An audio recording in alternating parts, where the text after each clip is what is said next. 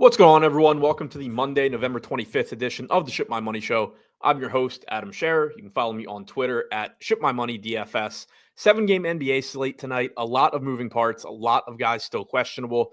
But fortunately, most of these games start within 1 hour of lock, so we should be getting news around lock, if not a little bit after. Shouldn't be too much of a nightmare slate as far as injuries go. Hopefully, one late game that does have some news as well. I will touch on all of that as I go through game by game. Going to take a look at what my exposures would be looking like for tonight's DraftKings tournament across 50 lineups if the slate started right now.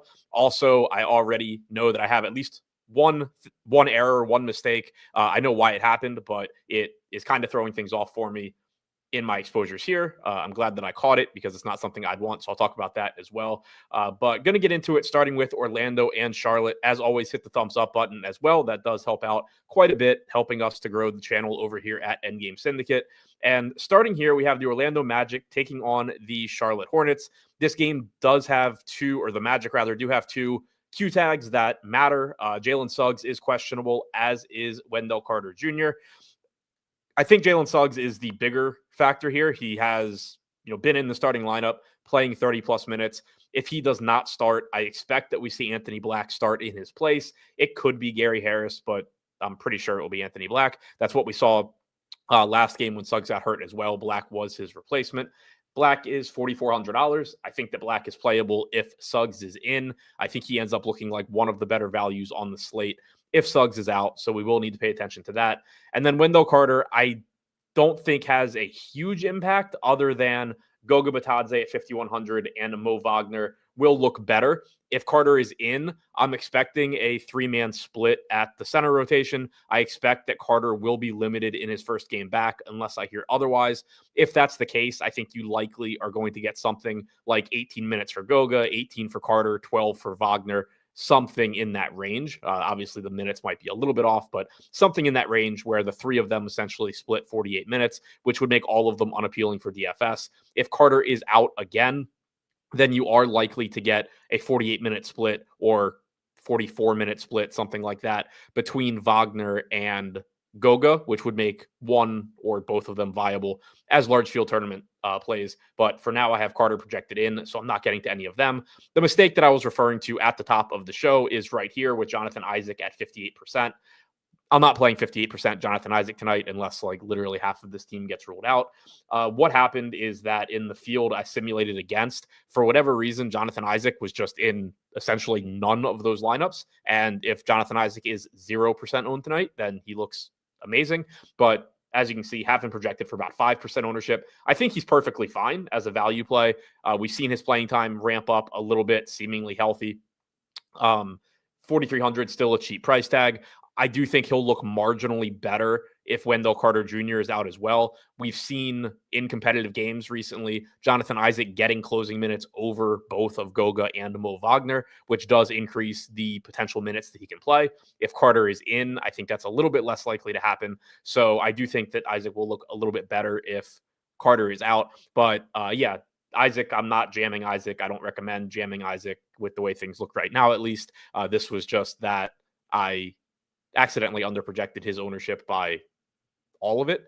So it made him look really good. But as is, I think he's fine. 5-10% ownership, I wouldn't have any issue with. I'm not playing him in over half of my lineups, though. Anthony Black projected for 12% ownership. This is with Suggs projected in. I'm getting the 14%. So again, this just kind of reinforces how good of a value play Anthony Black is likely to be if Suggs is out. With the caveat also that this is assuming a lot of other questionable players are in. There is the potential for the slate to just completely blow up where we have really, really cheap value and Anthony Black ends up looking not that good at all if Suggs is in and just like another good piece if Suggs is out. But the playing time has been good for him, essentially as the sixth man off the bench. He'll have more minutes almost definitely if Suggs is out. So one way or the other, I think Black looks fine, but he will look better if Suggs is out. If Suggs is in at 6,500, he looks okay. $6,500 price tag, nothing to write home about. I have Suggs projected for 30 minutes here, projected for 32 DraftKings points. If he gets in some lineups at pretty low ownership, I think that's fine, but not any sort of priority. And then Franz Wagner, 9,600 is getting really expensive. I have kind of been making fun of the people that think that Wagner's, just a bad play every slate at 9K plus, because his performance has absolutely warranted this price tag without Paolo Banchero on the floor. He's averaged 1.4 DraftKings points per minute in the games that he's played without Banchero. He's giving you 36, 37 plus minutes in competitive games, 422 minutes without Banchero on the floor, 32.5% usage rate, 1.35 DraftKings points per minute, 33% assist percentage is something that I think is probably going really overlooked in what Wagner is doing. Also an 11% rebounding percentage. So he's earned a 9K plus price tag. But that being said, I do think it's pretty much where he should be priced at this point. The more value that opens up, the better that Wagner's going to look, just because it will become easier to get to him. Also, if Suggs is out, maybe an even bigger playmaking role, although there's only so much you can add on to what Wagner's already been doing. So a high upside play. I still don't think this price tag is crazy, but it's also not a priority at this point, just given how expensive he has gotten.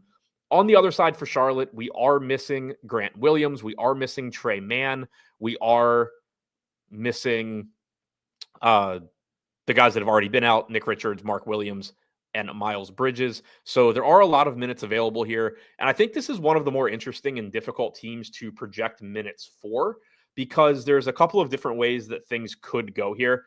Diabate should play a lot of minutes. I projected 31. I think the only thing really that could hold him back playing time wise is there's obviously foul risk for everybody, but especially for centers. But for Diabate here, he should play a lot. The guy that was most likely to cut into his playing time was Grant Williams. Grant Williams is now out for the season. So you don't really have anybody taking minutes away from Diabate. We've clearly seen him playing minutes ahead of Solon, and he's been a solid point per minute guy as well. So at 4,900, he's getting about 30% ownership. He's showing up about 22% of the time for me, and he just looks like a pretty good value play here. The biggest issue, I think, is that he is center only, so there is a large opportunity cost, but still projects as a good value. LaMelo Ball should give you around 35 minutes or so, projected for 24% ownership. I'm getting to 18%. He will look a bit better if Jalen Suggs misses this game. I'm not a huge proponent of caring too much about individual defense. From a DFS standpoint, I still care a lot more about how many minutes is LaMelo going to play, and is he going to just chuck three-pointers all night and also have a 40% assist percentage? The answer to all of those things is most likely yes, but if Jalen Suggs is out, it does weaken this Orlando defense at least somewhat. They still have KCP, but Suggs, a very good on-ball defender as well. So LaMelo will look marginally better if Jalen Suggs is out, I think. Solon here getting 25% ownership at 3,300. I think he's a reasonable point per dollar play. I don't have a ton of confidence in him for a couple of reasons. One is that he's not a very good point per minute guy, so you can't really afford to be wrong on the minutes here. Only 0.68 DraftKings points per minute for him so far this season. He's not somebody that is just going to go out there and start chucking shots because like Grant Williams is out. So you actually need him to get all of these minutes. I projected 24. I've seen other places project 25, 26. I'm not super confident in the 24. I think it could be 20 to 22 because the Hornets don't have to give him the minutes.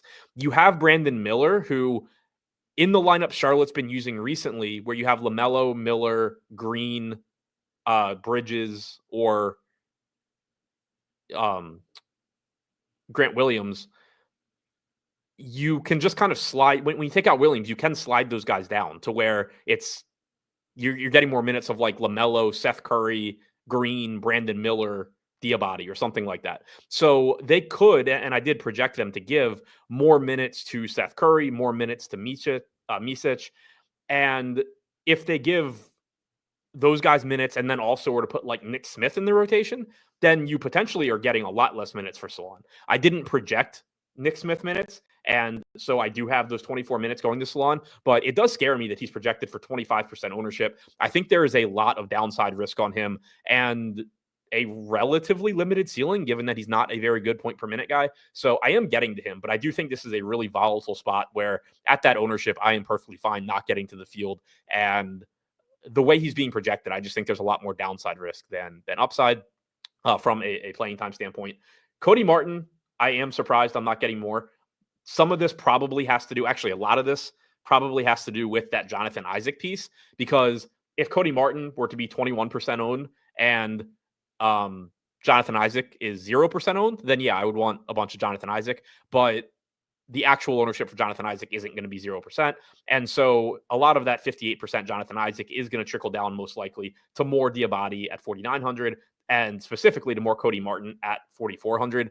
My guess is that Cody Martin moves into the starting lineup for Grant Williams. I think that it's likely he gives you like 30 to 32 minutes.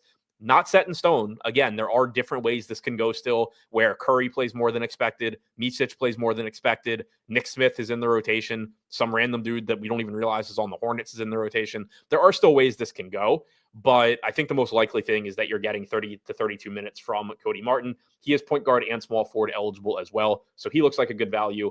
Same thing can be said here for Josh Green. I think that I get more of him once that Jonathan Isaac comes down.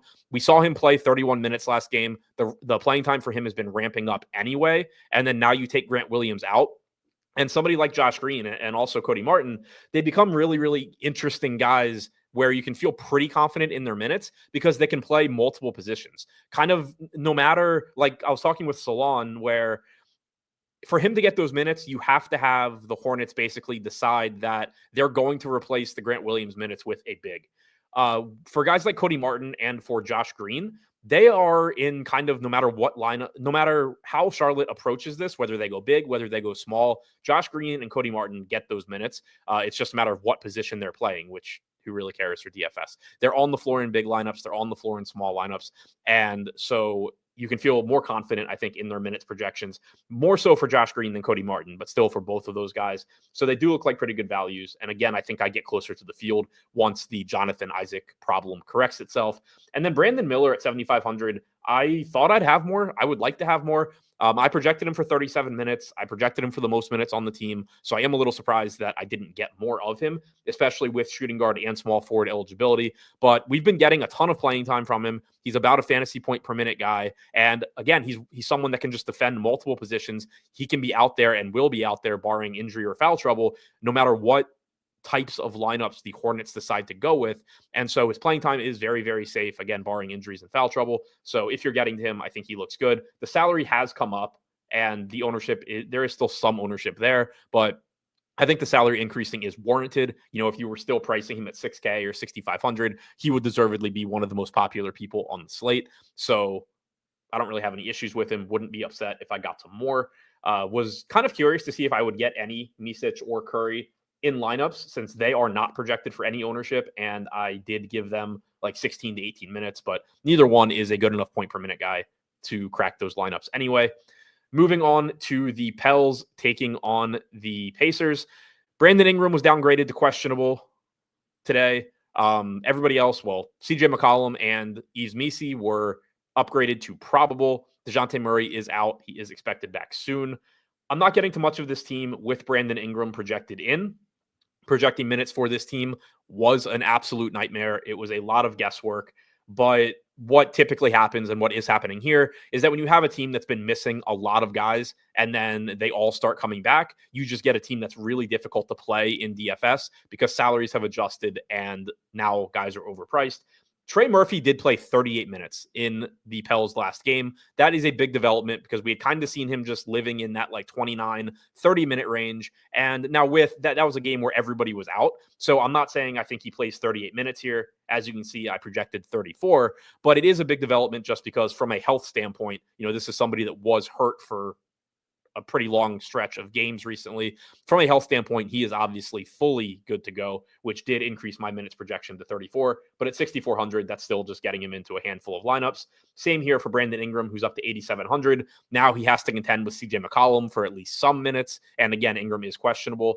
If Ingram gets ruled out, then obviously it does start to make some things look better. But I still don't think this team ends up looking like a huge priority. Trey Murphy would absolutely look better if Ingram is out. Hawkins looks better, but still don't know how many minutes he plays.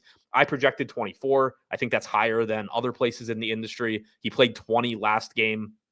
So I would have trouble going too much higher than 24. If he starts, like if Ingram's out and Hawkins starts, that would be an indication that maybe he's playing like 28 or something. But without that, it would be tough. I really have no idea how to play a $7,800 McCollum in his first game in a month, regardless of Brandon Ingram's status. So, you know, Brandon Boston's up to 6,600. I really don't know how to get to this team too much one way or the other. Dante said, Adam, are you setting exposure caps or using the min uniques feature on Saber, or are you just good with getting 80 to 90% of a guy? No, I have my own way of diversifying my lineups that doesn't involve either of those things. And with after I do that, I'm fine with whatever I get. NBA, I am fine playing 80 to 90% of guys more than other sports, just because of the nature of NBA, the fact that as a sport, it's just more projectable. Obviously you still have plenty of variance, you have injuries, foul trouble, all of that. The more you play with somebody, the more risk you're taking on.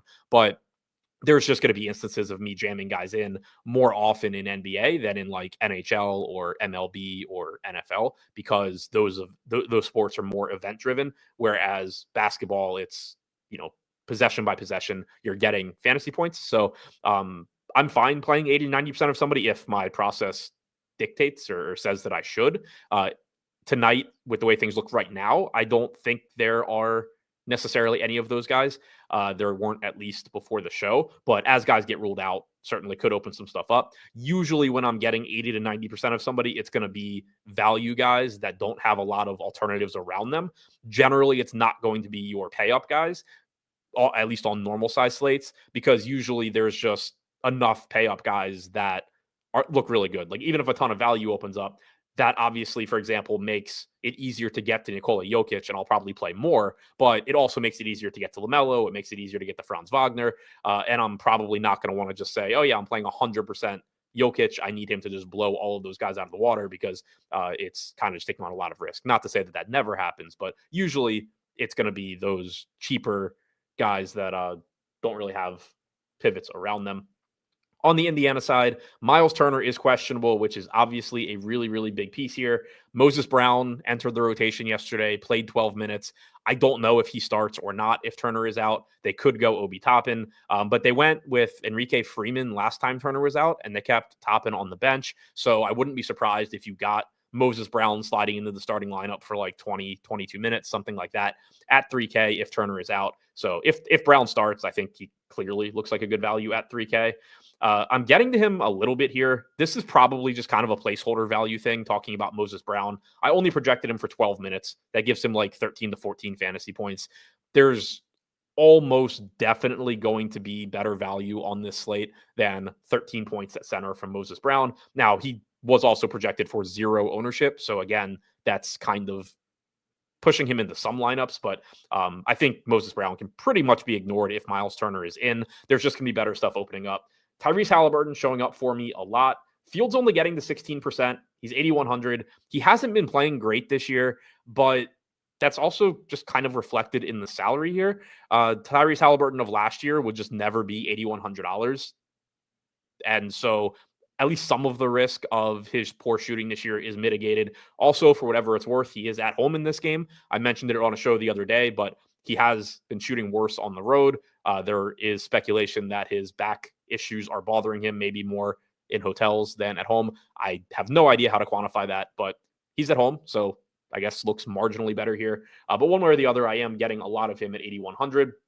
No Herb Jones for the Pels makes this matchup a little bit better than it could be. Again, not that I care too much about individual defense, but it does weaken the Pels team defense as a whole. The current status of their injury situations. I like getting the Miles Turner here if he's in. Now, I do think that Moses Brown being in the rotation yesterday is a slight negative for Miles Turner. Since Isaiah Jackson got hurt, in competitive games, we had actually seen the Pacers playing Miles Turner for massive minutes because they just didn't have a backup center, and they haven't been particularly happy or willing to run Obi Toppin out there for a ton of minutes. He is a turnstile as far as rim protection goes, so he's not your ideal guy to just take 16 or 18 backup center minutes. Not to say that Moses Brown is either, but if Moses Brown is going to give you like 10 to 12 minutes as the backup center, and then you give Obi Toppin 4 to 6, it does make it easier for Miles Turner to only play like 32 or 33, even in competitive games. So I projected 32 minutes here. I normally would have gone 33 or 34, but it's still getting him into 18% of lineups. There is still a pretty nice ceiling for him at 6,700. And all of those things I just said don't mean that he'll never play 35, 36 minutes. It's still on the table. It's just, I think, a little bit less likely if they are going to use Moses Brown in the rotation. Getting to a little bit of 5K, TJ McConnell here off the bench. Nothing groundbreaking or exciting there. Projected him for 21 minutes. He's a good point per minute guy. You just kind of have to run hot on minutes, which you can. Like, this team is banged up. If he's playing well, can certainly give you 23, 24. Don't mind taking some stabs at him, but he's also somebody that probably just kind of falls out of my lineups once we start getting more value. Benedict Mathurin should play a bunch of minutes. So should Pascal Siakam, both projected for about 34. I'm not getting to too much of either one. The field's not getting to too much Mathurin. They are getting to some Siakam, who I think is fine, but I'm just not getting much of him right now. Again, maybe that's a Jonathan Isaac problem. Obviously different price range, but same position. So if I remove a lot of that Jonathan Isaac, like I will be, maybe Siakam does start popping up a little bit more. I certainly think he's perfectly fine here in this spot against the Pels. For Toronto, we have them on the second half of a back-to-back. I saw a couple questions in chat about Scotty Barnes' minutes on the back-to-back. I have no idea. Honestly, I don't know. I projected 34 minutes, and my thinking was he played 34 minutes yesterday on the front end, and a fully healthy Scotty Barnes on this Toronto team in competitive games is probably playing 37 or 38 minutes. So I think you could kind of say 34 is a little bit of a minutes restriction. Obviously, it's not a significant one, but we saw yesterday he can physically play 34, and they were willing to do it. I do think it's a little bit of a haircut in playing time compared to what a fully healthy Scotty Barnes plays, especially, like with no Grady Dick in a competitive game. This game has like a 4-point spread, 5-point spread.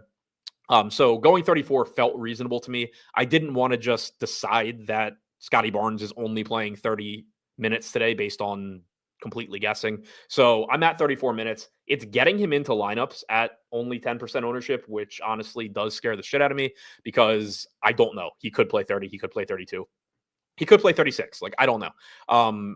But 34 is kind of my best guess at his average playing time here. It's what we saw yesterday. This game is likely to be competitive. It is a good matchup here against the Pistons, so I certainly don't mind taking a pretty nice stand on an $8,500 Scotty Barnes, but it also isn't very comfortable because there are certainly plenty of things that could go wrong. Other than that, I'm not getting to too much of Toronto. This is a team that has gotten relatively expensive because of Barnes being out. Now, you do get playing time increases for some of these guys with no Grady Dick. I assume that Davion Mitchell's going to start, probably play 30 minutes, give or take. He is only 4,600. Not a great point per minute guy, not getting much ownership here. I don't mind him as a low-owned tournament play, but I still don't think that he's a great option because he just he's not likely to do a ton that contributes from a fantasy standpoint. You think about scoring, you think about playmaking. RJ Barrett has taken on a huge playmaking role with Scotty Barnes out this year. Now you also have Barnes back. Those are the guys that are likely to be doing most of the playmaking here. Grady Dick isn't leaving a whole lot of usage or assist opportunities or rebounding or things that Davion Mitchell can soak up. He's just kind of leaving minutes for Davion Mitchell to go play defense and be a tertiary scorer and ball handler. So that does keep his projection in check, but he should play more. I also think RJ Barrett gets an extra minute or two with Grady Dick being out. You've seen Barrett's playing time come down a little bit with the return of Barnes. Now those minutes are kind of available again without Dick, but Barrett's up to 8,600. And like I was just saying with Mitchell, while it can give RJ Barrett a couple of extra minutes, Scotty Barnes in the lineup and Grady Dick out of the lineup is still worse for RJ Barrett than vice versa. So it's tough to get to him at 8,600, even if you do project an extra minute or two. I don't really see much else here. I do have a little bit of Jamal Shed, who, whatever, he's 3,100, probably just drops off by the time we get to lock. I projected him for the backup point guard minutes, basically. I went 18 minutes to him, 18 to Boucher, 18 to Mogbo. Kind of guesswork on those. It could be 16 for one, 20 for the other. But Toronto is, kind of shorthanded here in the ball handling department. But again, you're probably going to see plenty of Barnes and Barrett. Like, they might just never. There probably or may always be one of them on the floor as well. So there is a lot of variance in how Toronto can handle these minutes. Either way, I doubt that I really am getting to anything here outside of Barnes. Jakob Poeltl would be another tournament play that you could get to if you wanted to. Getting 5% ownership, 8K center. So again, he's just gotten more expensive. He's still contending now with Scotty Barnes and with RJ Barrett, which is a problem, especially, I know I talked about it on a show the other day, but for somebody like Jakob Poeltl, who, yes, he's a center, but he's a good playmaker. He's not going to be your highest usage guy. He's not going to be your primary assist guy. But when you take somebody like Scotty Barnes out of the lineup, Jakob Poeltl just soaks up a bunch of rebounding, assists, and scoring. When you bring Barnes back, he kind of just takes a hit in all of those categories. So the elevated price tag combined with the way that Jakob Poeltl produces fantasy points, it is all a pretty sharp negative for him with Scotty Barnes back in the lineup until that salary decreases. On the other side for the Pistons, no Cade Cunningham opens some stuff up for them. Jaden Ivey is 6,800, getting 32% ownership. I am getting to 20%. I think he's a perfectly fine play. My biggest concern with Jaden Ivey is that we haven't seen or didn't see huge minutes from him in the last game without Cunningham. You can expect increased opportunities. Cunningham obviously does everything across the board from scoring, playmaking, rebounding. You take him out, and all of that stuff is available for Jaden Ivey as well. But he didn't run a lot more appealing rotations. And I'm accounting for garbage time here. Like he only played 28 minutes. He probably would have played about 32 if that game had been competitive. And that's pretty much what he was playing with Cunningham in. You also may have Asar Thompson in the rotation now. He was cleared to play in that game on Saturday. He still didn't, but I assume he's back sooner or later. And yeah, like that's just another body. Probably just kicks Wendell Moore out of the rotation, but there's no guarantee on that. So I still went 32 minutes on Jaden Ivey and I got 20%, which is fine. That's still a little bit less than the field. Where I am really getting to the Pistons is in the wings and these kind of cheaper guys over here. So I'm getting to a lot of Tobias Harris, 30% for the field. I got to 56%. He is only 6,200. I do think that Cade Cunningham being out adds an extra minute or so back onto Tobias Harris's projection. He had kind of quietly been losing a little bit of playing time with Fontecchio coming back and Hardaway coming back at the same time. Now you take Cunningham out and it makes it a little bit easier for Harris to get back to like 33, 34 minutes. It also opens up usage and Harris obviously can take advantage of that. So I'm getting to a lot of him. Ford also just not as deep a position as guard, which is something that's probably keeping my Ivy ownership a little bit lower also.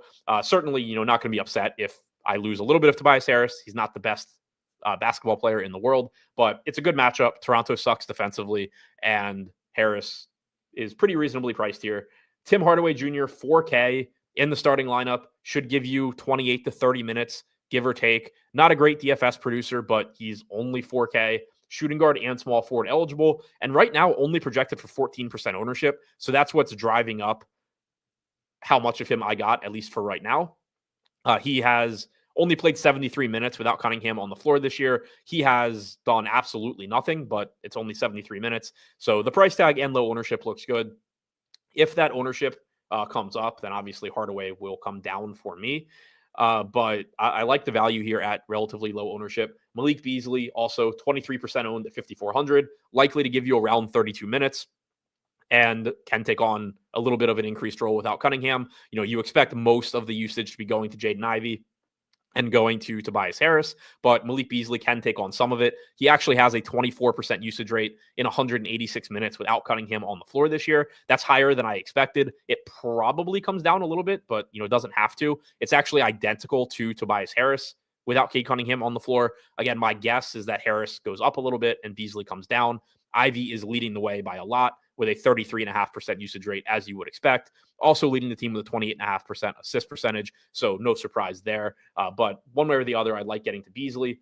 Jalen Duren at 6,400, perfectly fine in tournaments. I know I mentioned this the other day, but Jalen Duren is probably one of the most volatile minute projections right now for any starting player, which in tournaments is appealing when they're low owned. He's only averaged like 25 minutes per game for the season. He's averaged 24.5 minutes per game over his last 10, 24 minutes per game over his last 5. But a lot of that is just a combination of Detroit being in blowouts somewhat frequently and Jalen Duren being in foul trouble pretty frequently. There's a lot of games where at least one of those things happen and it pulls down his average playing time. But in games where it's competitive and he doesn't get in foul trouble, he's live to give you 30 plus minutes. So like his median projection is 26, 27 minutes. And that's kind of how you have to project him from a median standpoint. But there's a lot of volatility there. This isn't Normally, when you get to this point in the season and you're just talking about a starting center, if he's averaging 25 minutes, it's because he plays 25 minutes. That's really not the case with Jalen Duren.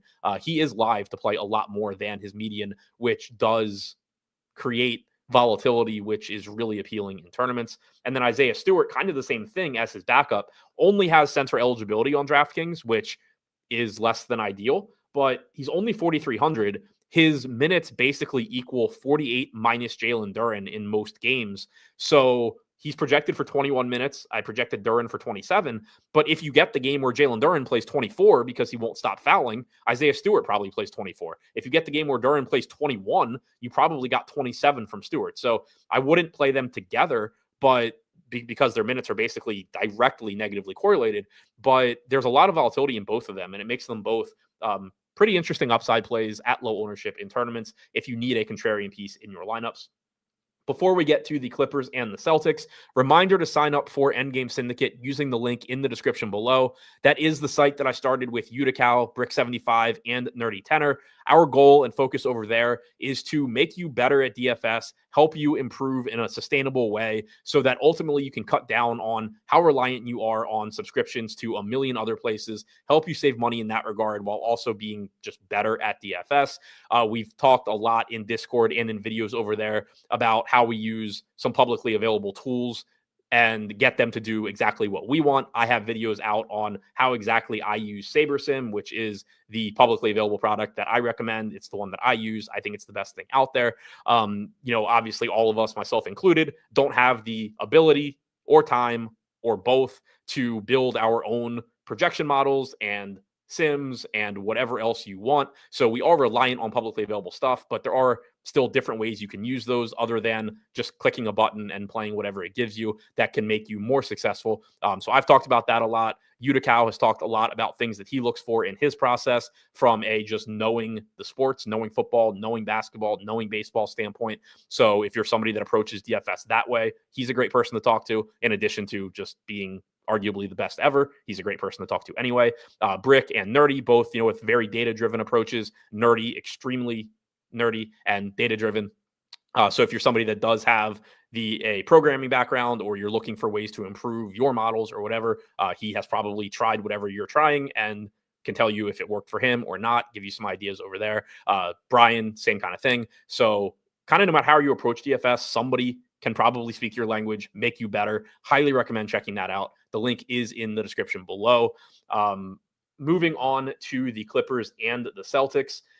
This is a pretty interesting game from a tournament standpoint. The Celtics are double-digit favorites at home, so there is plenty of blowout risk here. It does make the Clippers scary to get to. I did limit my minutes projections by a little bit on the main pieces like Zubats and Harden, but still obviously, projecting them for substantial playing time. We do not have Mo Bamba in this game, which I think is something that is going a little bit overlooked when Ivica Zubats is only getting 10 to 11% ownership. I projected 33 minutes here. If this spread were closer, I would have gone to 34 or 35. Zubats was playing huge minutes earlier in the season when the Clippers were in competitive games, because the Clippers essentially do not have a backup center. Kai Jones has kind of been the backup center prior to Mo Bamba joining the team or getting healthy. I don't remember which one it was. But prior to Mo Bamba being in the rotation, Kai Jones was kind of the guy, but then they cut him out and he started playing like 6 minutes at most. And Nick Batum was kind of getting backup center minutes. But basically what was happening was in competitive games, Zubats was just playing 36, 37, 38 minutes. And now you don't have Mo Bamba today. So you are right back to that. Like I said, I projected 33. There is blowout risk here. It's not a good matchup against Boston. The Celtics also are getting Kristaps Porzingis back. Don't know how many minutes he's going to play, but whatever minutes he's on the floor, it does make the matchup that much more difficult inside. All of that being said, if the Clippers hang in this game, Zubats is probably playing a lot. He is 7K. He's 10%, 11% owned. I like him quite a bit as an upside play in tournaments. 32% is scary. There's a lot of downside risk here. Very easily, after 3 quarters, could just be looking at Ivica Zubats not coming back into the game because the game is over. But if this game does stay competitive, 1, Zubats is a relatively likely reason to be why. And 2, he's probably playing a lot if this game's competitive. So I like the upside that he offers in tournaments. Kevin Porter Jr. getting 23% ownership. I think he's perfectly fine as a value. Probably get a little bit more once my Jonathan Isaac thing goes away. 4,400 looks pretty good. If the game's competitive, he's probably playing around 22 minutes or so. He could play a little bit more without Mo Bamba. Again, that piece does kind of have a trickle down effect potentially. Now, the way I projected it is for Kai Jones to play like 6 minutes and then Nick Batum to play like 7 minutes, then Nick Batum to play the rest at center. Batum only played like 10 minutes yesterday. So that kind of just isolated the center minutes for me. And I didn't give additional minutes to Kevin Porter Jr. But you could get a situation where like Kai Jones doesn't enter the rotation. Nick Batum is the backup center. And then you have all these minutes available to kind of trickle down and you get more from like Kevin Porter Jr., Derek Jones Jr., Terrence Mann, Jordan Miller, some combination of those guys. But either way, Kevin Porter Jr. looks fine here. He also can get some garbage run potentially. We saw him play through the fourth quarter yesterday in their blowout win over the Sixers. So there are plenty of ways for Kevin Porter Jr. to get there. James Harden getting 20% ownership at 9,100. I have a little bit less, but he's another one, just really volatile minute projection here, where if this game's actually close, you're probably getting 36, 37 minutes from James Harden. On average, I think you're getting around 34. He certainly has a very high ceiling. And if this game is close, as is the case with Zubats, but probably even more so with Harden, if this game is close, he is probably playing well. Chris Dunn, 4,500, perfectly fine as a low-owned value play. Probably plays 26 minutes or so, and range of outcomes isn't that much different than some of these other values. Jalen Suggs out, Wendell Carter out. So just to kind of recap, Anthony Black looks better. Jonathan Isaac looks better, though he still does not look 58% good. I am pretty confident of that. Goga Batadze and Mo Wagner both look better as well with no Carter. Black looks better with no Isaac. Or with no Suggs, rather. Cole Anthony probably gets in the rotation. I don't think he plays enough to matter. Unless he gets the start, then all bets are off. But assuming that Anthony Black is the one starting, we saw KCP out 2 games ago, and Cole Anthony still played 4 minutes. He just doesn't have a big role in this rotation. Suggs got hurt last game, and Anthony managed to get up to 10 minutes. Let me look quickly. Yeah, so Suggs didn't play in the second half last game, and Cole Anthony played 4.5 minutes outside of garbage time. My best guess is that Cole Anthony is playing something like 10, 12 minutes, assuming he's coming off the bench and that Black is starting. So I think the biggest beneficiaries here are Black with Suggs out, and then Isaac, Batadze, and Wagner all getting a boost with Carter still out. Keep in mind for Isaac, Batadze, and Wagner, Mo Wagner, when I say they're getting a boost, I'm saying compared to if Wendell Carter were in, they're in the exact same situation they've been in for the last however many games with Wendell Carter out. Bankroll said Garrett Temple sneaky with Grady Dick out. I don't think Garrett Temple is going to play. I didn't project him for any minutes. He might, step on the floor for a handful, but I don't anticipate him being a guy. He wasn't playing a bunch of minutes with Scotty Barnes out. You have Barnes back. You have Grady Dick out. It's like the same minutes available. I don't anticipate that being a thing unless like he randomly starts maybe. But Stephen Leibowitz said Celtics have not been blowing people away of late. Yeah, I mean, the Celtics have kind of been a play down to their competition team for the last, I don't know, as long as I can remember. So, and it's only an 11-point spread. Like I've said this a lot in the past.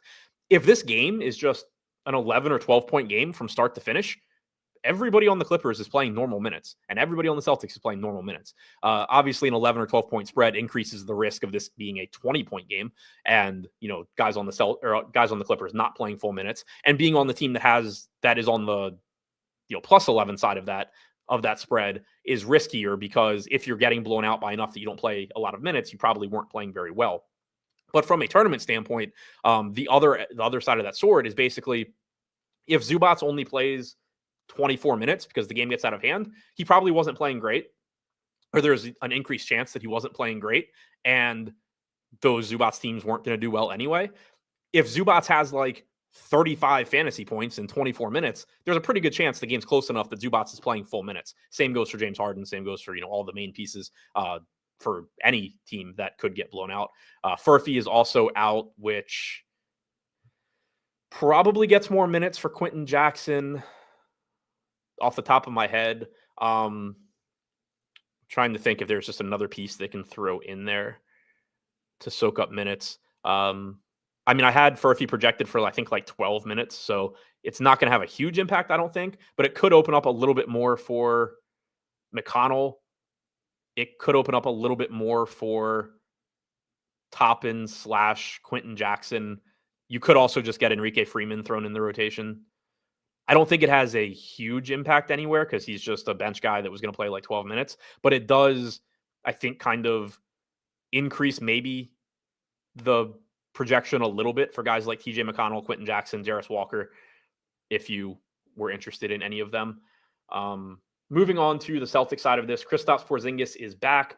Don't know if he's starting. Don't know how many minutes he is playing. I projected 18 for right now. My guess is that Queta starts. There is no Luke Cornett today, or at least he's doubtful. My guess is that Queta starts, plays like 20 to 22 minutes. Porzingis comes off the bench, plays like 18. Tillman plays like 8. That's how I projected it. I don't know. That was my best guess at it, though. And doing that got me to basically nothing. The field is getting to basically nothing. Jaylen Brown, projected for 7% ownership, is the highest owned guy here. He's 8,200. I projected 37 minutes. He still didn't show up. Same goes for Tatum. I mean, I projected basically full minutes for these guys. 37 to Tatum, 37 to Brown, 36 to White, 31 to Drew. None of them really showed up. The field's not getting to them.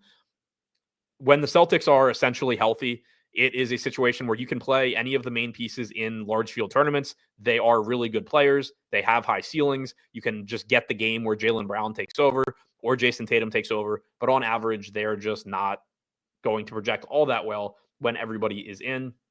Peyton Pritchard, 5,100. Again, I projected him for 25 minutes. He still didn't show up. So I'm just having a very difficult time getting to Boston. Now, Dallas, just got a question about them, and I'd seen Spencer Dinwiddie's name come up previously as well. This is a team where we are waiting on a lot of injury news. We already know that Quentin Grimes is doubtful. Klay Thompson is questionable. Kyrie Irving is questionable. Kyrie Irving was at shoot-around. It's an illness. My guess is that Kyrie is playing. It was a midday downgrade, which normally means that they are not going to play, but it was an illness, not an injury, and then he was at shoot-around, so I assume he's playing. Projected him for 36 minutes. He's very expensive, though, at 9,700. It is a pretty good matchup against Atlanta, but again, he's very expensive at 9,700. I think he's a high upside tournament play if you need to get to a low-owned, high upside guy in that price range. The priorities here, I think PJ Washington, 37% projected ownership at 6K. I'm getting to 30%. I think he looks really good. Played about 35 minutes in regulation yesterday. Played 40 minutes, including overtime in the loss to Miami. So I think PJ Washington looks really good. Playing time has ramped back up. Najee Marshall is my guess at who moves into the starting lineup for Quentin Grimes. He started. So yesterday we got in overtime. Klay did not start overtime, and Quentin Grimes did not start overtime. Dinwiddie and Marshall both started overtime. I assume Marshall is starting in place of Grimes. If it's Dinwiddie, then obviously Dinwiddie looks better than I have him projected right now, and Marshall looks worse. But my guess is that Marshall starts, plays 28 to 30 minutes. If Klay Thompson is out, I think there's a good chance you're getting Dinwiddie starting as well, which would make him look like a fantastic value at $3,300. If Dinwiddie does not start, I still think he's likely to give you low 20s in minutes, which makes him playable at $3,300. I got to 6% with a 23-minute projection. Jaden Hardy is 3,700. He has seemingly been behind Dinwiddie in the rotation recently with Luka out.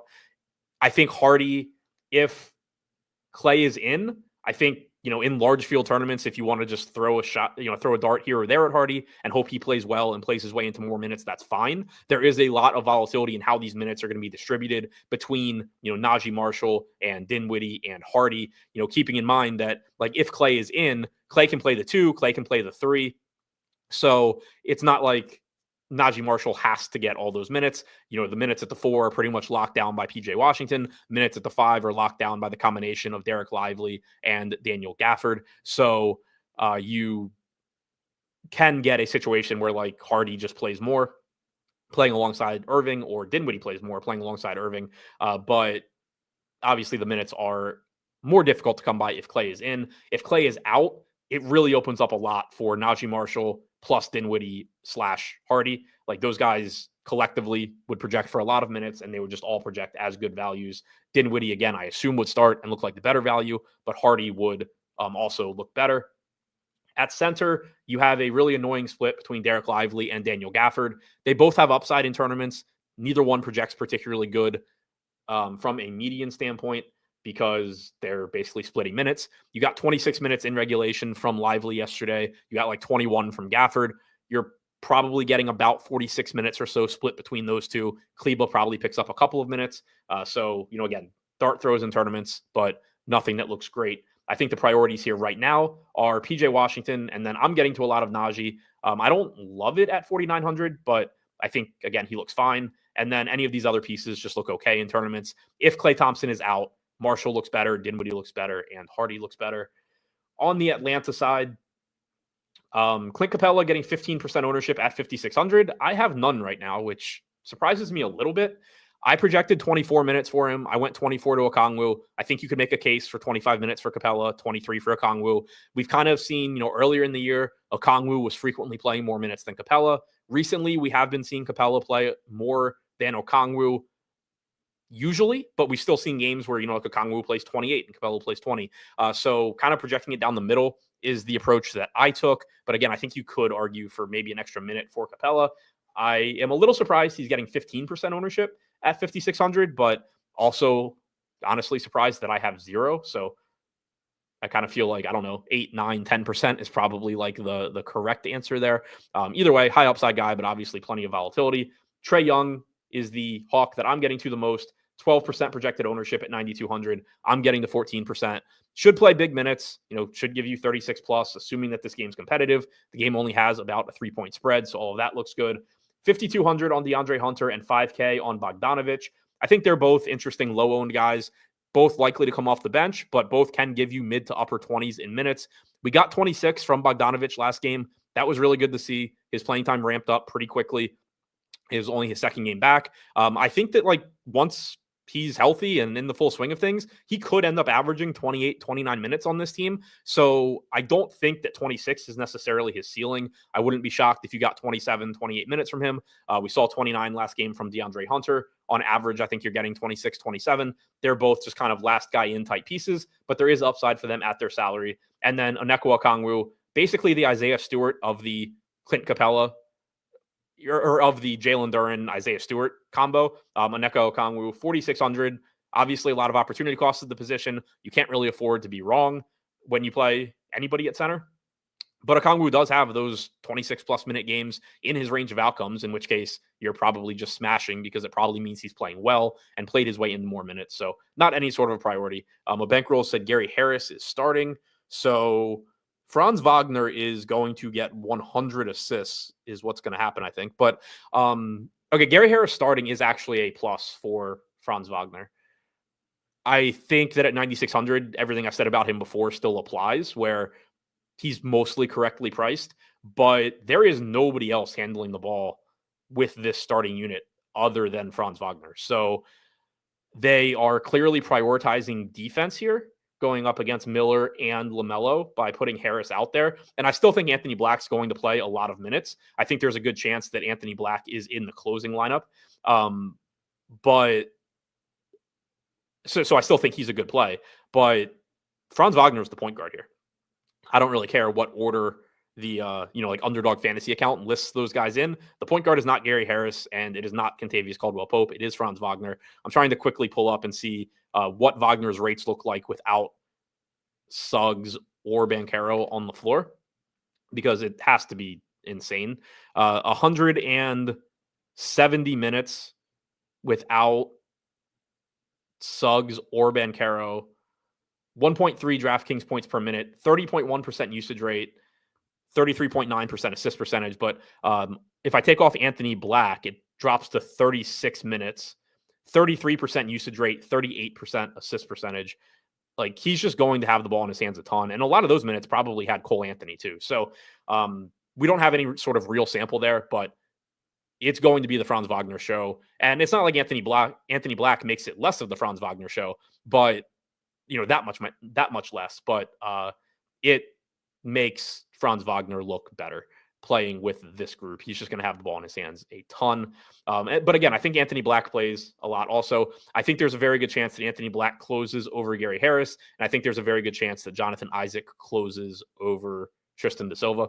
Or maybe you just get Black over Da Silva and Harris is out there too. But one way or the other, I think that Black is probably closing, and there's a good chance Isaac is closing also. Isaac could also just be closing over one of the centers. That can also happen. We've seen that. So it is a bump for Wagner. It's also obviously a bump for Gary Harris, just from a playing time standpoint. In the game that he started without KCP 2 games ago, Harris played 26 minutes. So that is something to keep in mind. He physically can play 26 minutes.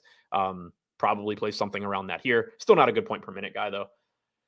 Moving on to Portland, I did see some questions about this one that I want to touch on because I think it is interesting, and I actually had the same exact thought and then dug into it a little bit more. No Donovan Clingan today. DeAndre Ayton is doubtful. First of all, we have a bunch of Q tags here.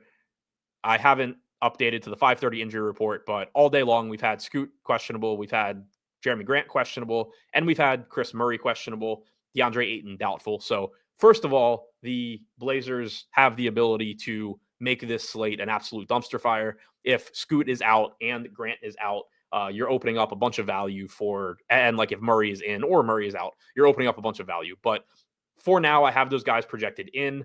The first big thing here is no Clingan, but we do have Robert Williams back after Williams sat the second half of the back-to-back last game.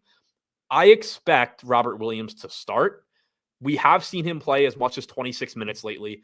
I doubt that he's playing like 30 plus. I also didn't expect him to play 26 when he played 26, but I think projecting 25, 26 minutes here is very reasonable.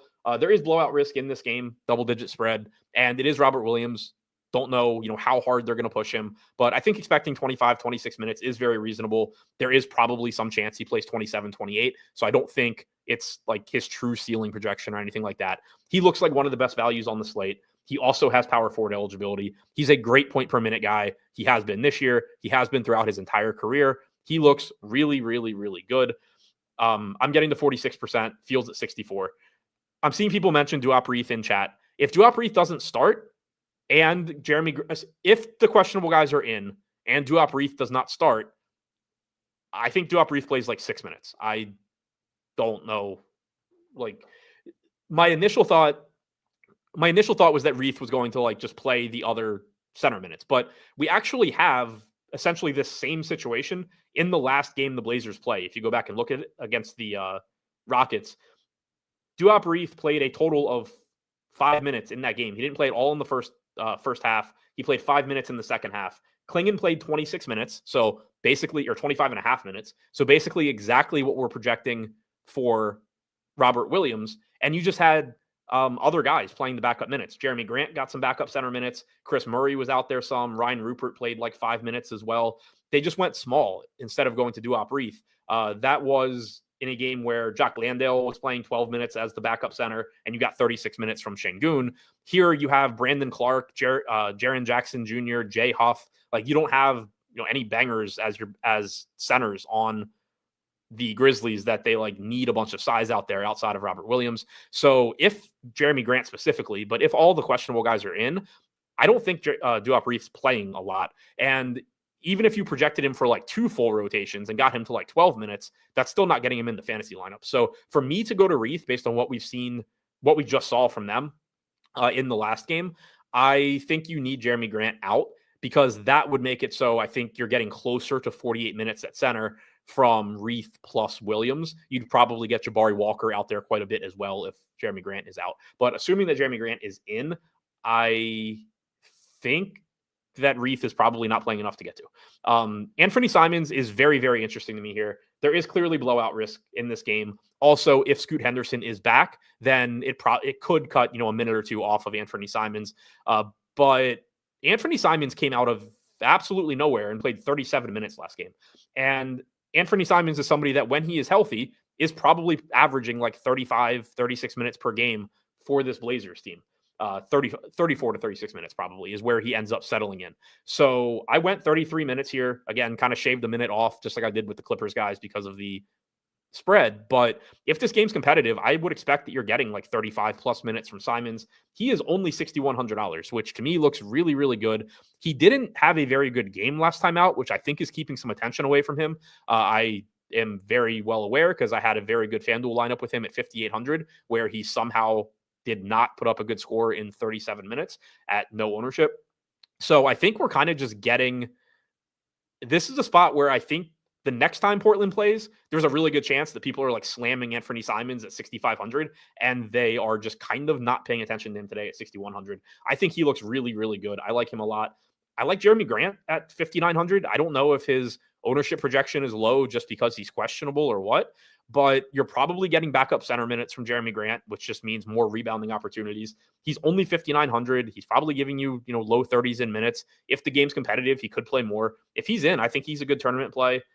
Mixing in a little bit of Scoot, a little bit of shit on Sharp at 6,200. Sharp also likely to play a bunch of minutes here if this game's competitive, but does have to contend with Henderson and Simons having the ball in their hands quite a bit. So I think that Simons in particular is a pretty interesting play to me at 17% projected ownership.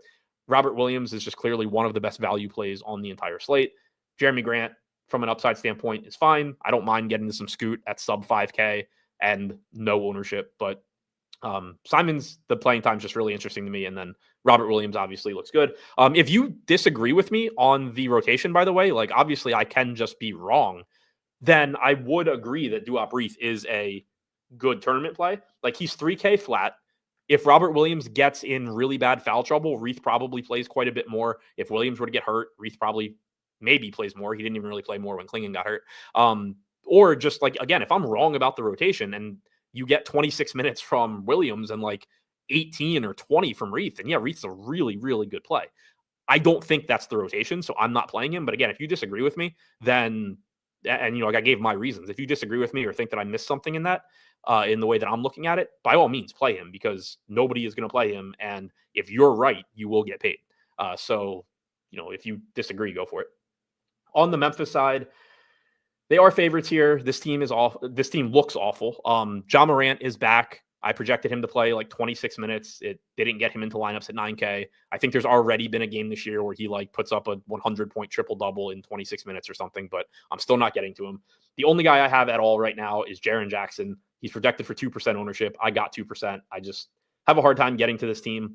Bane's getting 8% ownership. He's probably going to smash because he killed like every lineup I played last time. But, we saw a 33-minute game from him 2 games ago, and then he just came out and played 30 minutes last game in a competitive game. Now you have Morant back. You have Marcus Smart back. Memphis has run the deepest rotations they possibly can all season long. So I'm assuming that they're just adding bodies to this rotation and that you're not subtracting guys. So I went 30 minutes on Bane. I didn't go higher than 30 minutes for anybody on this team. I went 30 Bane, 30 Jackson.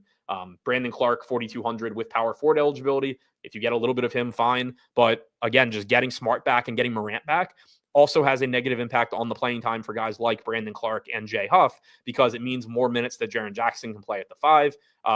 And, just more wings, more ball handlers, more guards, just more bodies for this team where nobody's a true center. So basically, I think even though they have a 121 total, this team mostly just looks awful. And if you're going to them, it's kind of like the Celtics. If you're going to them, Desmond Bane's good at basketball. Jaren Jackson's good at basketball, and they're going to be low owned. Maybe they just go for 50. Like, they can do it, but it's really tough to prioritize them with this team getting healthier. Now a game that does also have the potential to be a pain in the ass. Karl-Anthony Towns is questionable. Miles McBride is questionable. I projected them both in.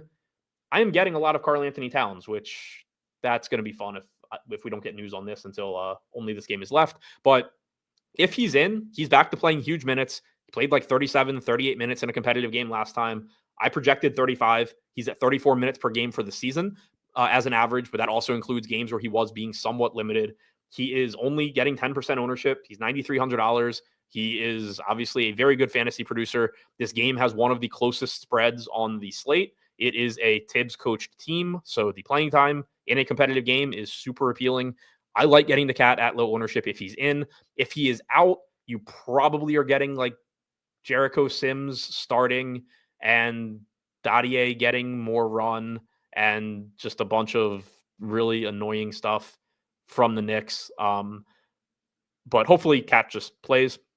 I like him as a tournament play if he is in.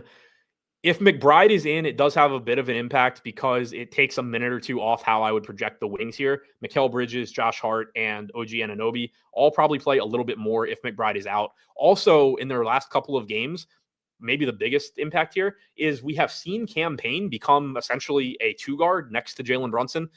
Earlier in the year with McBride out, you were getting even more minutes from the wings, and you were still getting mostly Payne as the backup to Brunson and then playing a few minutes alongside Brunson. The last couple of games, you've gotten a ton of Brunson plus Payne together, and Tibbs has actually basically run like a 7.5-man rotation, basically treating Cameron Payne as if he's Miles McBride and giving him upper 20s or low 30s in minutes. So if McBride is out, getting to Cameron Payne is going to be a really sneaky approach here. Now, obviously, that could change, and maybe you get a little bit more Kolak or Dadier, but Tibbs is kind of set in his ways, and I think that it's likely if McBride is out, Payne ends up looking like a good value, in addition to Bridges, Hart, and OG looking a little bit better. But with McBride projected in, I'm not looking to get to Payne. It makes none of the wings look great. I'm getting to a little bit of Mikal Bridges at 5% owned. If that were Josh Hart, that would be fine, but Hart is $1,000 more. OG is $500 more. Steven Leibowitz said, I heard on another stream that the Knicks had Anunoby guard Jokic some last season.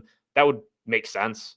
I don't think it's going to slow down Jokic, and OG already plays a ton of minutes, so I'm not I already have OG projected for 37 minutes. I have Jokic for 38. Even if you wanted to say that he guards him for every minute he's out there, it's not really changing much from a DFS standpoint, but yeah, wouldn't be surprised to see that. So Cat looks like the guy for me from the Knicks. But again, if McBride is out, I think it actually opens stuff up here for the Knicks, specifically $4,100 campaign. And then on the Denver side, speaking of Nikola Jokic, I'm getting to 36%. The field is at 29. He's 12K. He's incredible. He's averaging like 38 minutes per game for the season. Again, this game has a close spread. We have value on this slate, and it's probably just going to get better between now and lock. 1.78 DraftKings points per minute this season for Jokic, 43.9% assist percentage, 20% rebounding percentage, 31% usage rate. Absolutely incredible. Obviously, just matchup nightmare. Has to play a ton of minutes because this team is garbage without him, but they're, in theory, a good team, so they're trying to win. So minutes look great. I haven't projected for as many minutes as anybody not named Mikal Bridges on this slate, I believe. So looks absolutely fantastic. Obviously a little bit better on DraftKings than FanDuel just because you can roster more centers, but looks great. Russell Westbrook showing up in 2% of my lineups at 6K. Would not be surprised if that's just none of my lineups by lock. Murray is really tough to get to at 8,400 with Jokic back. It's tough to play anybody from this team other than Nikola Jokic because Jokic is back, and he is just such a black hole of production because he does everything really well, and nobody else on the team really does anything particularly well outside of, whatever you want to say positive about Jamal Murray or MPJ. There's a question about Ingram out. I actually hadn't seen anybody mention that he was confirmed out. Yep, so he's out. I want to see what the starting lineup is here. My guess is that the lineup is McCollum, Javonte Green, probably Brandon Boston, Trey Murphy, and Misi. I think Trey Murphy probably gets a couple of extra minutes and some more production. Murphy, I think he was somebody I was getting a little bit of anyway. I think he looks better now than he did. Still not like a huge priority on the slate, but definitely looks better than he did. As I mentioned, he did play 38 minutes last game. Maybe can give him an extra minute or two here. Ingram being out, I don't think really changes anything from Misi. Still assume he plays 24, 25 minutes. I think it's still tough to get to McCollum at 7,800, assuming he's going to be limited. The one thing I would pay, Brandon Boston, if he starts, is already up to 6,600. At 28 minutes, I didn't get any of him. With Ingram out, you could get like 34 minutes, 32, 34 minutes, something like that from Boston. I think that Boston probably looks playable now if he's starting. Probably not a priority, not a guy you're slamming in, but looks playable. The thing that I would pay attention to and I would really care about, if you get $5,200 Jordan Hawkins in the starting lineup. I would like him a lot. He's somebody that can go out there and score kind of at will and will get his shots up. The biggest question on him is how many minutes he can play. He played 20 last game in his return. I projected him for 24 with Ingram in. I really don't know physically what they want to do with him, but if he starts, it would be a really big signal that he can play actual minutes, in which case he would look good. I think he actually looks kind of interesting now, even as like the sixth man kind of guy, because if he does play like 26 minutes at 5,200, he can get there. But I will, like, if Boston starts, I think Boston looks fine. If Hawkins starts, I like actively want Jordan Hawkins, if that makes sense. Also, you could get Hawkins over Javonte Green. Like, they're not dead set on Javonte Green doing anything. California Cool said for the FanDuel slate, Brooklyn's going to have like 8 players, 1 center available in Watford. I honestly haven't even looked at the Brooklyn game. I am hoping that's a late game, because if not, like if that slate's starting early, I am screwed. Okay, good. Because I did register that slate. I just hadn't actually looked. But yeah, I haven't looked at it. I'm not going to give my thoughts on it because I'll probably say something wrong. But yeah, lots of injury news that we're waiting on. Pretty interesting slate. A lot of volatility, I think, in minutes projections. So good luck today. Hope somebody takes it down. If I don't, obviously, like I was saying on my show with Neil earlier, I would prefer myself. But if not me, hopefully one of you takes it down. Appreciate you guys checking out the show. Don't forget the thumbs up button on your way out. Same time tomorrow, 4:45, talking about tomorrow's NBA slate. Don't forget to join Endgame Syndicate using the link in the description below. Thanks again, and good luck on your lineups tonight.